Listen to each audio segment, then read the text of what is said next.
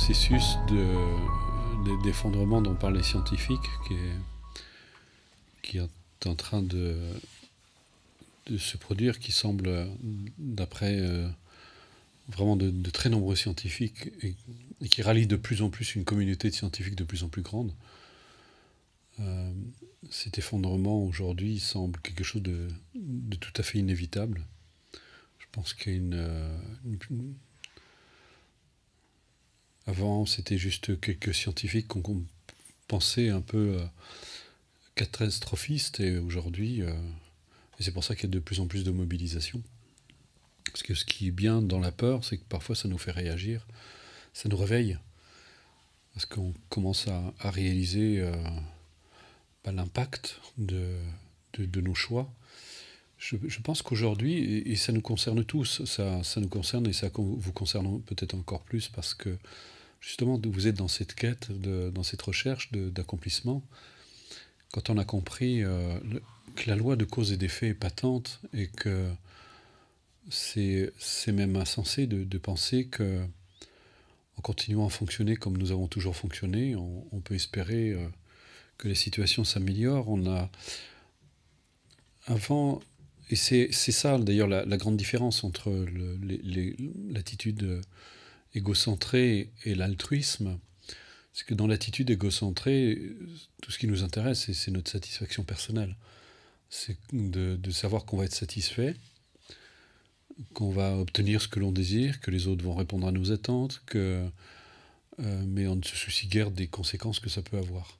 Peu importe ce qu'on consomme, peu importe ce qu'on achète, peu importe du moment que je peux avoir mon confort, du moment que... Le problème, c'est que ça poserait pas de problème si ça n'avait pas de conséquences. Sauf qu'aujourd'hui, on donne l'exemple, vous fumez une cigarette, vous dites je fais de mal à personne. Bien sûr que vous faites de mal à personne, enfin peut-être plutôt à vous, puisque vous êtes en train de vous intoxiquer, sauf que c'est plus d'1 milliard de personnes qui fument et qui jettent son mégot de cigarette, ce qui représente aujourd'hui 12 milliards de mégots de cigarettes qui sont jetés par jour dans la nature. Et en sachant qu'un mégot de cigarette pollue 500 litres d'eau, vous imaginez les dégâts que ça représente, rien que pour la cigarette. Aujourd'hui, on déverse 1 100 000 tonnes de déchets toxiques dans les mers et les océans. Il y a pratiquement aujourd'hui plus de plastique dans les mers et les océans qu'il y a de poissons. Il y a plus de poissons comestibles aujourd'hui. Quand vous mangez du poisson, vous mangez des métaux lourds, vous avalez des pesticides, des herbicides, enfin toutes sortes de saloperies. Et c'est un point tel que quand vous mettez votre nez dans les chiffres, c'est vraiment effrayant. C'est vraiment effrayant, et je pense que le gros drame de l'humanité aujourd'hui, c'est que c'est une minorité de personnes qui réalisent ce qui est en train de se produire. C'est extrêmement gravissime, c'est pas du tout pour vous effrayer, c'est pas pour vous, c'est juste pour éveiller votre conscience, parce que, encore une fois, avant, je veux dire, on pouvait satisfaire nos désirs sans que c'est trop de conséquences, mais aujourd'hui on peut plus ignorer ça. Nous sommes 7 milliards 400 000 sur Terre, et quand une personne veut ceci ou cela, ce sont des millions, voire des milliards qui le veulent. 69 milliards d'animaux terrestres sont détruits par an pour notre seule satisfaction personnelle. 70% des espèces ont disparu en seulement 40 ans. C'est 1000 milliards de poissons qui sont anéantis par an. Parce que le problème, c'est qu'on ne veut pas changer. On vit toujours avec cette idée absurde qu'on va pouvoir nourrir toute la planète avec de la viande, avec du poisson, sans que ça ait un impact sur la planète. C'est impossible. Et je pense que maintenant, il faut arriver... c'est ça aussi, quand on parle de la pleine conscience, c'est d'être pleinement conscient de ce que nous faisons. Que ce que nous faisons, c'est pas anodin. On ne peut pas dire juste moi je veux du moment que je suis satisfait. Il y a, comme disait un jour, comment il s'appelle, Frédéric Lenoir, qui disait il n'y a pas de mal à se faire plaisir. Non, il n'y a pas de mal à se faire plaisir. Mais quand vous achetez du Nutella, que vous tartinez, que vous vous faites plaisir, ce sont des forêts entières qui sont anéanties, des orang-outans qui sont détruits. Un exemple, vous vous dites, je vais me faire plaisir, vous achetez du chocolat. Vous ne regardez pas d'où ça vient. Mais la majeure partie du chocolat vient de Côte d'Ivoire. 90% de la forêt a été détruite pour la production de chocolat. C'est pour vous montrer qu'on est devenu fou. Il y a une folie collective et on est tous responsables. Dès l'instant où vous faites des choix de consommation, il y a une responsabilité. Parce que ça a un impact. On ne peut pas juste dire je fais ça, j'achète ceci ou j'achète cela, et je m'en fiche. Vous pouvez vous en fiche, mais ça ne sert à rien d'être horrifié en attendant les chiffres. Parce qu'on y participe tous. C'est trop facile de pointer du doigt les grands trusts, les lobbies, etc. On se donne bonne conscience en faisant ça, mais ces lobbies ils existent parce qu'on achète, parce que nous consommons, parce que nous participons justement tous à cette destruction massive. Parce que quand vous dites, moi, bon, je ne fais pas grand-chose, mais encore une fois, ce sont des milliards d'individus qui le font. Donc je pense, et comme disait Aurélien Barraud, si vous avez l'occasion d'écouter ce scientifique extraordinaire, il disait non seulement on va dans le mur, mais en plus on accélère. C'est un état de fait. Mais si c'était que nous, c'est pas grave. Mais c'est ce qu'on est en train de léguer à nos enfants. Moi, j'ai pas d'enfants, donc je dirais je pourrais m'en fiche, mais je m'en fiche pas, justement. Mais je me dis qu'on est en train de léguer ça à nos enfants, et nos enfants et probablement nos petits-enfants vont assister à leur propre disparition si on ne fait rien. Donc bien sûr que c'est grave. Et méditer, justement, peut-être que vous vous dites, une part de vous, votre ego vous dit, ouais, bon, la compassion, c'est pas important, c'est pas grave, voilà, vous dites, mais si, justement, parce que si on ne développe pas ces consciences collectives, eh bien, c'est toute l'humanité qui en souffrira. Et c'est déjà le cas, d'ailleurs. Si vous avez l'occasion d'écouter Valérie Cabanès, qui a d'ailleurs préfacé mon prochain livre, on aura, pour ceux qui l'ont souhaité, normalement de le recevoir lundi ou mardi ici. Et elle a une vision vraiment globale de ce qui se passe sur la planète. Il y a des trous béants dans certaines zones du monde. La planète, c'est impressionnant ce qu'on a été capable de faire. Mais parce qu'on est incapable de réfléchir à long terme. On est incapable de penser à long terme. On est incapable de se projeter en réalisant, parce qu'on veut des satisfactions immédiates. Peu importe les conséquences que ça va avoir. Et je pense que ce qu'il y aura de salutaire dans cet effondrement, c'est que ça va nous réveiller, ça va engendrer énormément de souffrance, mais je pense aussi que ça va nous réveiller en nous disant qu'est-ce qu'on a fait, comment est-ce qu'on en est arrivé là, parce que malheureusement, parfois, il faut que vous arriviez dans le mur pour vous dire merde, qu'est-ce que j'ai fait pour en arriver là. Et là, c'est toute la collectivité qui va être impactée, tout le monde entier qui sera impacté. Aujourd'hui, il y a beaucoup de mobilisations qui se font pour sauver la planète, mais on ne pourra pas sauver la planète. C'est trop tard.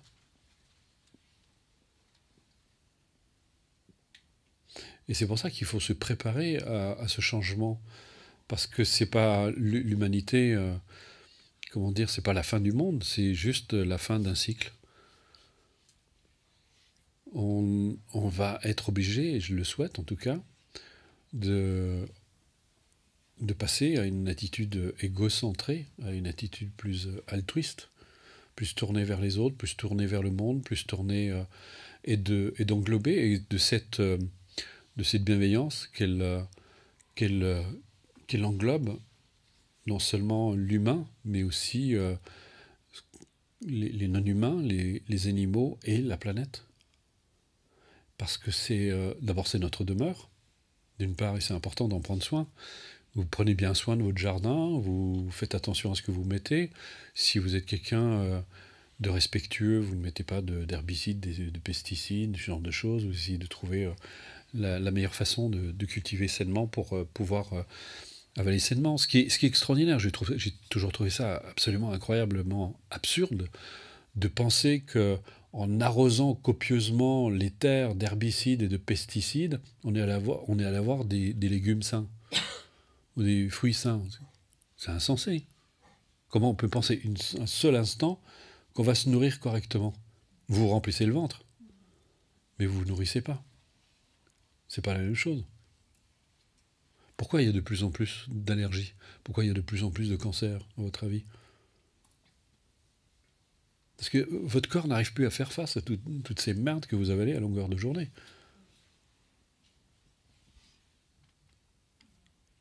Et c'est pour ça que je pense qu'aujourd'hui, c'est nécessaire de changer, d'arriver à changer ces modes de vie, ces choix de consommation. Et ce qui est extraordinaire, c'est que si on prend conscience de ça, ça va en plus participer à notre bonheur. Nous, pour l'instant, on est juste en train de participer à notre propre destruction.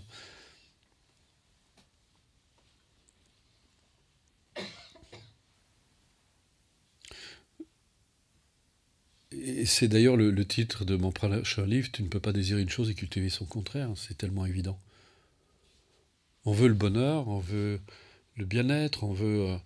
mais nos actes, notre manière de penser, notre manière d'agir, notre manière de nous exprimer, va pas du tout dans ce sens. Elle n'est pas cohérente, elle n'est pas en adéquation avec nos désirs. Donc comment vous pouvez espérer obtenir des choses en cultivant tout à fait son contraire? Si vous voulez être en bonne santé, vous allez devoir, inévitablement, si vous comprenez ce que c'est que la loi de cause et d'effet, vous allez réunir un ensemble de causes et de conditions qui vont participer à votre bonne santé. Mais je doute que ce soit en avalant des produits bourrés d'herbicides, de pesticides, de ce genre de choses. Il y a eu une étude aux États-Unis, d'ailleurs je la relate dans le livre, qui a été faite sur... ils ont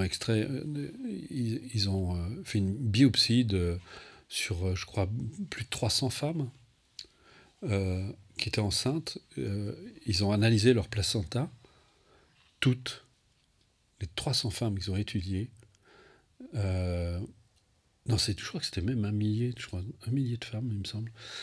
Elles avaient toutes plus de 300 substances toxiques dans le placenta. 300 substances toxiques.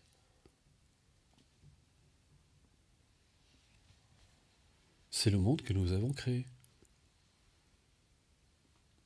Et parce que, encore une fois, nous voulons juste des satisfactions immédiates. Du moment que j'ai ce que je veux, tout de suite, peu importe le prix qu'il y aura à payer. Parce qu'on ne réalise pas. C'est juste quand ça nous arrive et qu'on se dit, mon Dieu, mais qu'est-ce qui m'arrive? Qu'est-ce qui se passe? Donc on peut s'en fiche et se dire, moi, du moment que je suis satisfait, alors je m'en fous. Mais c'est déjà en train de nous rattraper. Il y a de plus en plus de cataclysmes, il y a de plus en plus d'ouragans, il y a le réchauffement de la planète, les animaux qui meurent en masse. Vous avez dû remarquer sur vos pare-brises, vous n'avez pratiquement pas d'insectes. S'il n'y a plus d'insectes, il n'y a plus d'oiseaux. Et il y en a de moins en moins. Et vous savez que dans certaines zones du monde, on n'entend plus les oiseaux chanter parce qu'il n'y en a plus. Donc l'effondrement a déjà commencé.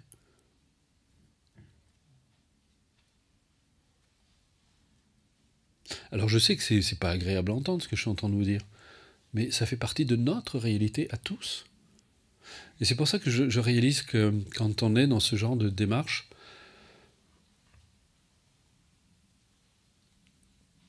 je pense que vous devez réaliser que ce que vous faites, c'est vraiment important. C'est que vous réalisez au fond de vous de vous réformer, de transformer votre esprit, de mettre un peu plus d'amour dans votre cœur, pas seulement pour vous, mais pour les autres. C'est de participer justement à votre propre bonheur. On ne pourra pas... oui, on n'a toujours pas compris. Après, encore, on est au XXIe siècle, on continue à se faire la guerre en pensant que la guerre va résoudre les problèmes.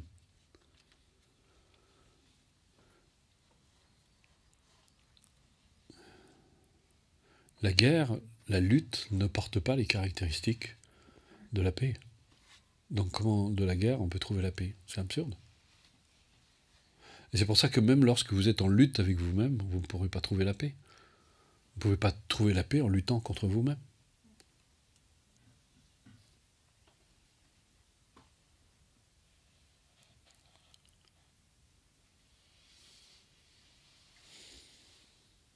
Et si demain on veut plus de paix dans le monde, cette paix elle doit d'abord exister en vous. C'est de faire la paix d'abord avec vous-même pour pouvoir faire la paix avec les autres. Et encore une fois, que tout ce que vous pourrez donner aux autres, c'est tout ce que vous serez capable de vous accorder. Et c'est pas du tout égoïste, c'est pas du tout... Encore une fois, quand vous prenez soin de vous, vous prenez soin de la vie, et c'est d'autant plus facile de prendre soin de la vie chez l'autre, et plus vous allez reconnaître la vie en vous, vous allez reconnaître le caractère sacré de la vie en vous-même. Et vous verrez que toute vie mérite d'être respectée, y compris les vies des animaux. C'est pour ça que je vous ai dit, moi j'ai fait le choix de ne plus mettre de substances animales dans mon assiette, parce que pour moi c'est pas cohérent par rapport à mon aspiration au bonheur. Je ne peux pas aspirer au bonheur, et tout en sachant que je participe directement ou indirectement à la souffrance d'autres êtres. Parce que ce sont des êtres sensibles. Et aujourd'hui, de très très nombreuses preuves scientifiques sont apportées que l'animal ressent parfaitement tout ce que vous ressentez. La peur, la jalousie, la gêne, la honte, ce sont des sentiments que connaissent les animaux. Et si vous avez des animaux à la maison, vous savez très bien que pour avoir passé du temps avec eux, de voir comment un animal peut ressentir les choses. Alors pourquoi, si votre chat, votre chien peuvent ressentir ça, pourquoi un cochon, une poule, ou un cheval, ou encore une vache ne ressentirait-elle pas ce que votre chat ou votre chien ressent? Et je sais que c'est difficile parce que ça remet tellement de choses en question sur notre façon de fonctionner depuis des siècles. Mais on est en train de se réveiller encore. Il n'y a pas encore très longtemps, on ne reconnaissait même pas la souffrance chez l'enfant. Quand il était petit, on se disait, il ne souffre pas. On ne reconnaissait même pas l'âme aux femmes. Ils n'ont pas d'âme. Vous n'aviez pas d'âme, vous vous rendez compte?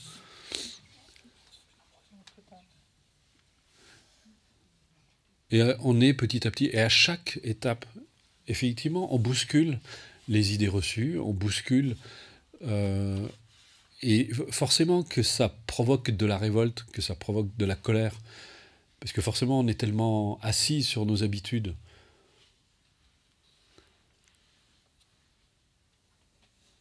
que le jour où vous regarderez droit dans les yeux d'une vache ou d'un cochon et que vous verrez justement la vie qui émane de cet animal et que ce sera pour vous complètement devenu insupportable de savoir que vous allez l'avoir dans l'assiette. Mais c'est un état de fait, c'est juste pas, c'est pas de la philosophie, ce sont pas des croyances. D'ailleurs, si vous avez l'occasion, vraiment si vous pouvez venir à la Journée mondiale de l'altruisme, vous allez avoir la chance de rencontrer Yolène Delabine, qui est une journaliste et qui a créé l'association L'Homme et l'Animal, et qui parle de l'intelligence animale. C'est bouleversant tout ce qu'on peut découvrir. Il y aura Patricia Arnoux qui fait des choses absolument incroyables, comment elle montre comment un animal justement peut aider justement des humains qui ont été maltraités à retrouver leur équilibre. Elle va dans les prisons, elle amène des animaux qui ont été justement abandonnés, qui ont été aussi maltraités, elle les met en contact avec des détenus qui sont en très grande souffrance. Et de voir comment ces détenus, certains étaient des criminels, sont capables de parler de respect de la vie, que l'animal les a aidés à retrouver le respect de la vie. Ces animaux qu'on met dans notre assiette.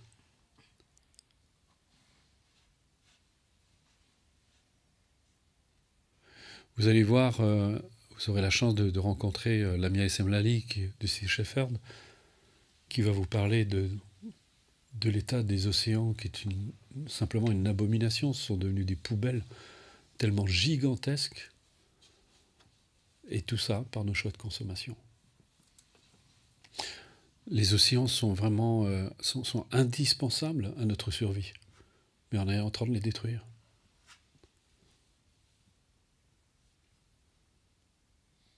Nous sommes stupides. Nous sommes très stupides. Nous sommes en train de détruire notre propre maison. C'est même pire que ça, nous sommes en train de nous détruire. Et je pense que ça, à la base, sur le fond, c'est un problème d'amour. Parce que je ne sais pas si vous avez remarqué, c'est quelque chose qui est extraordinaire quand, si vous comprenez le sens de la méditation, le sens de l'amour et de la compassion. Est-ce que vous pouvez faire du mal à quelqu'un que vous aimez? Bien sûr que non. Alors je crois que si on mettait un peu plus d'amour, si on aimait un peu plus la planète, si on aimait un peu plus les êtres qui peuplent cette planète, je crois qu'on ne pourrait plus la détruire.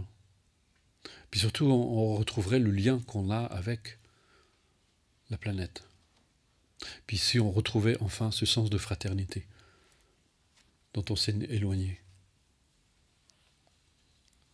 On est tous logés à la même enseigne. On est tous.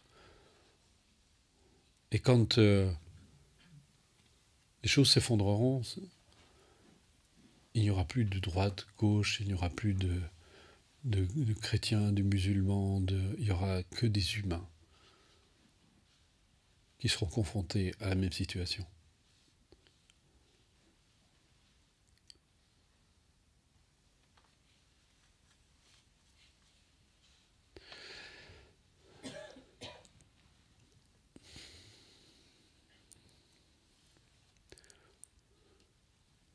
Par contre, il y a un espoir extraordinaire dans le sens où, quand je vois ça fait 30 ans que j'anime ces retraites, ça fait 30 ans que je vois des vies changer, des gens se transformer. Vous avez entendu quelques témoignages au début de cette retraite et j'en entends constamment, tout le temps. Et chaque fois que vous créez ce bonheur en vous-même, que vous avez le courage justement de dépasser vos préjugés, vos a priori, vos croyances, vos idées, vos peurs, vos doutes. C'est extraordinaire tout ce que vous pouvez apporter aux autres, tout ce que vous pouvez leur donner. C'est vrai que ça demande du courage. Justement, ce courage, vous le trouvez grâce à l'amour. Regardez, vous prenez l'exemple, imaginez, vous apprenez que votre enfant s'est blessé, il se trouve sur le toit d'un immeuble, et que la seule manière d'aller rejoindre votre enfant, c'est de mettre une planche entre deux immeubles et d'aller de l'autre côté. Pourtant, vous avez le vertige, il y a 30 étages en dessous. Ça va vous arrêter? Ben non. Et le fait que je m'accable de voir des papiers par terre va pas améliorer de toute façon la situation. Bon, je vais les ramasser, je vais les nettoyer, mais ça c'est, on va dire, le travail de surface qu'on fait. Nous, quand on va se balader dans les bois, chaque fois qu'on voit des trucs qui traînent, on les prend, on les ramasse, on les emmène avec nous. Et ensuite, il y a toute cette démarche de fond qui consiste justement, encore une fois, à nous transformer, nous réformer nous-mêmes, parce que, encore une fois, ce qui se passe à l'extérieur est simplement l'expression manifestée de ce que je porte en moi. Et plus, comme disait Mathieu Ricard, je suis tout à fait d'accord avec lui, c'est de se débarrasser aussi, en parallèle, de toutes nos toxines mentales, de tout ce qui déjà nous pollue nous-mêmes et nous empêche d'être libres dans l'existence. Et ensuite, justement, c'est pour rejoindre la pensée de Gandhi, devenez le changement que vous voulez voir apparaître.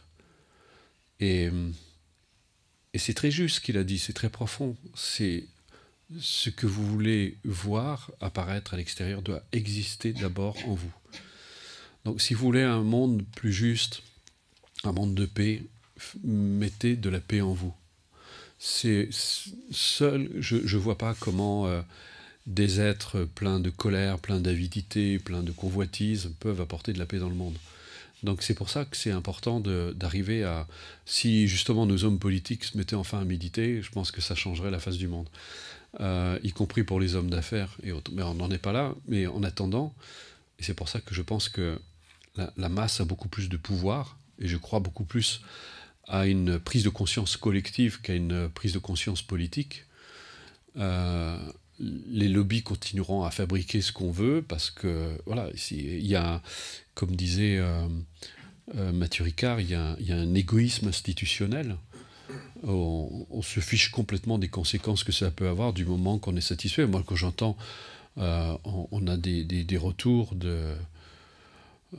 on entend des gens qui ont du pouvoir, mais on n'arrive pas à croire qu'ils puissent penser de cette manière. C'est complètement insensé. Mais si on ne veut plus voir exister ça, ça doit commencer par nous. Devenons des êtres de paix. Mettons déjà de la paix dans notre cœur. Qu'on soit touché, c'est tout à fait naturel. Qu'on voit des animaux souffrir. Je parlais, quand on s'est réunis tous ensemble dans Planète Altruiste et qu'on a étudié tous les rapports scientifiques, on est ressorti mais complètement anéantis. On était abasourdis. On ne réalisait pas l'étendue des dégâts. On était un peu comme un médecin qui soupçonnait une maladie mais qui ne réalisait pas à quel point la maladie était étendue. Et là, on a mis notre nez dedans et ça a été un moment assez douloureux, il faut le reconnaître. Mais ça, c'est une première prise de conscience. Elle est nécessaire, elle est indispensable. C'est vrai que c'est un choc, on se prend un truc sur la tête. C'est un peu... Voilà, comme ça peut vous arriver des fois en disant vous ne réalisiez pas ce que vous faisiez. Et pendant un moment, vous êtes un peu secoué. Mais ça vous amène justement à une réflexion plus profonde et de se dire, bon, est-ce que je veux autre chose ou est-ce que je continue à fonctionner comme ça? Et comme disait Dalai Lama, c'est pire de savoir et de ne pas faire que de ne pas savoir du tout. Maintenant que vous savez, maintenant vous devez prendre vos responsabilités. Et à partir de là, est-ce que j'ai envie de participer à quelque chose de plus heureux? Donc maintenant, devenez des exemples pour les autres. N'attendez pas qu'ils soient conformes à ce que vous attendez d'eux. Vous rencontrerez toujours des imbéciles, vous rencontrerez toujours des gens qui s'en foutent, des gens égocentriques, mais vous rencontrerez aussi plein de gens extraordinaires qui ont envie justement de faire partie de la solution, qui n'ont plus envie de faire partie du problème, qui aspirent justement à une vie beaucoup plus heureuse sur la planète. Et ça n'a absolument rien d'utopique. Et c'est ce qu'on essaie aussi de vous montrer ici dans ces stages, dans ces retraites. C'est pas juste, voilà, vous venez pas au Club Med pour vous détendre, c'est beaucoup plus que ça. Vous voyez ce que vous pouvez créer ensemble. Vous pouvez amener beaucoup plus d'harmonie, vous pouvez créer beaucoup plus de choses belles parce que ça vient de vous, c'est vous qui l'avez amené ici. Et comme je le disais, quand on aime quelqu'un, on n'a pas envie de lui faire du mal. Eh bien, si les gens aimaient un peu plus la planète, ils n'auraient plus envie de la détruire. Et donc je pense qu'aujourd'hui, je dirais la mission première, c'est de mettre un peu plus d'amour dans le cœur des gens. Et c'est ce que vous faites, et c'est ce que vous pouvez transmettre quand vous sortirez de cette retraite. Plutôt que d'en vouloir à ceux qui détruisent, essayez de leur montrer qu'il y a certainement mieux à faire que de faire ce qu'ils font. N'essayez pas de les convaincre, il ne faut surtout pas essayer de convaincre, ça ne sert à rien. C'est du temps perdu, c'est de l'énergie perdue. Montrez juste la voie, montrez juste le chemin, devenez des flambeaux pour les autres. Ne soyez pas des moralisateurs, ne soyez pas des... ne pointez pas du doigt, c'est pas ça la solution. Mais soyez juste cohérents, et le reste suivra. Nous, on s'efforce, et c'est très difficile dans ce monde justement d'être cohérent, parce que des fois, on est obligé de polluer malgré soi. Quand je prends ma voiture, je pollue. Mais avec toujours derrière, en arrière-plan, cette aspiration à pouvoir faire autrement, et en forçant justement, par les choix de consommation que vous faites, à forcer justement les pouvoirs publics, à forcer les lobbies à faire autre chose. C'est comme ça qu'on y arrivera. Et c'est la masse qui y arrivera. Ça ne viendra pas d'un choix politique, ça ne viendra pas de changements extérieurs. Ces changements extérieurs ne se produiront que parce que les gens désirent vraiment autre chose et ne veulent plus participer à ce genre de choses. Donc autant que possible, essayez justement de ne pas participer. Faites des choix différents. Parfois, c'est vrai que ça devra coûter un petit peu plus cher, mais moi je mets beaucoup moins de vêtements, mais je n'achète que des vêtements bio et autant que possible éthiques. J'essaie de trouver... j'ai viré tout le cuir, ce genre de choses, parce que souvent on s'achète des trucs en cuir, mais c'est la même chose. Hein, Vous savez que dans certains pays, j'ai raconté ça dans une retraite, ça avait secoué une personne, mais pour obtenir du cuir de qualité, on dépece vivant les vaches. On leur coupe les pattes pour qu'elles ne se barrent pas, et on les dépece vivants pour avoir du cuir de qualité. Et, oui, et c'est à ça qu'on participe. Et quand on achète, souvent on ne réalise pas ce qu'on achète. Donc on est tout fier d'avoir son intérieur cuir, on est tout fier d'avoir sa veste en cuir, mais vous ne réalisez pas la souffrance que vous portez sur vos épaules ou sur vos pieds. Il faut avoir conscience de ça.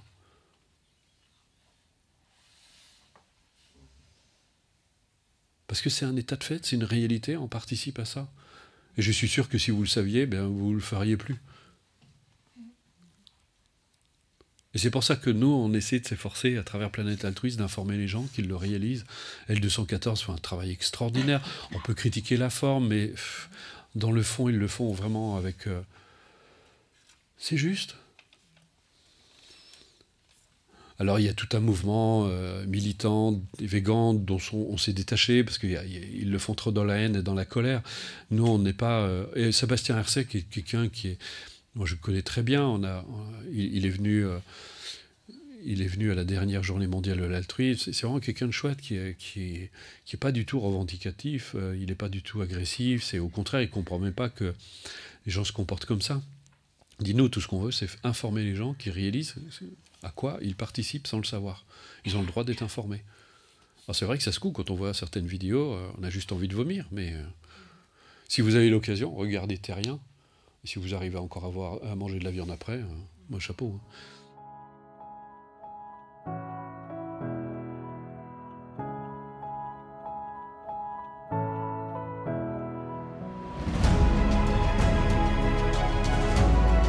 Shutterstock Music.